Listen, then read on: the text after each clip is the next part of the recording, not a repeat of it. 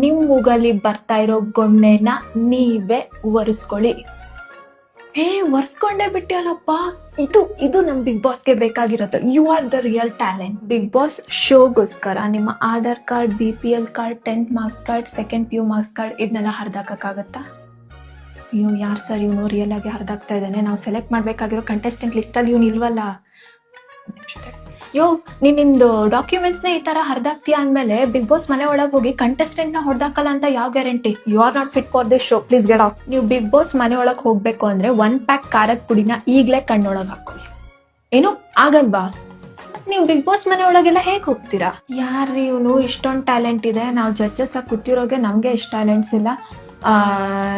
ಇಷ್ಟೆಲ್ಲ ಟ್ಯಾಲೆಂಟ್ ಇರೋ ನಮ್ ಬಿಗ್ ಬಾಸ್ ಬೇಡಪ್ಪ, ನಮಗೆ ಕ್ರಿಂಜ್ ಆಗಿ ಆಡೋರ್ ಬೇಕು. ಸೊ ಅಲ್ಲಿ ನಿಮ್ಗೆ ಹಾರ್ಪಿಕ್ ಬಾಟಲ್ ಕಾಣಿಸ್ತಾ ಇದಲ್ಲ, ಈಗಲೇ ಓಪನ್ ಮಾಡಿ ಕುಡಿಬೇಕು. ಅದನ್ನ ಕುಡಿದ್ರೆ ಮಾತ್ರ ನೀವು ಬಿಗ್ ಬಾಸ್ ಮನೆ ಒಳಗೆ 100 days ಸರ್ವೈವ್ ಆಗಕ್ಕಾಗೋದು ಅಂತ ಅರ್ಥ. ಲಕ್ಷಾಂತರ ಜನ ಬಿಗ್ ಬಾಸ್ ಅಗ್ನಿ ಪರೀಕ್ಷೆಗೆ ಅಪ್ಲಿಕೇಶನ್ ಹಾಕಿದ್ರು ನಾವು 1 ನಿಮಿಷ ರೀಲ್ಸ್ ಎಲ್ಲ ಯಾರ ಮುಖ ನೋಡಕ್ಕಾಗಲ್ವೋ ಅಂತವ್ರನ್ನ ಸೆಲೆಕ್ಟ್ ಮಾಡಿದೀವಿ ಅಂದ್ರೆ ಅರ್ಥ ಮಾಡ್ಕೊಳ್ಳಿ, ನಾವು ಟ್ಯಾಲೆಂಟೆಡ್ ಕಾಮನ್ ಪೀಪಲ್ ನ ಫಸ್ಟಿಗೆ ರಿಜೆಕ್ಟ್ ಮಾಡಿದೀವಿ ಅಂತ.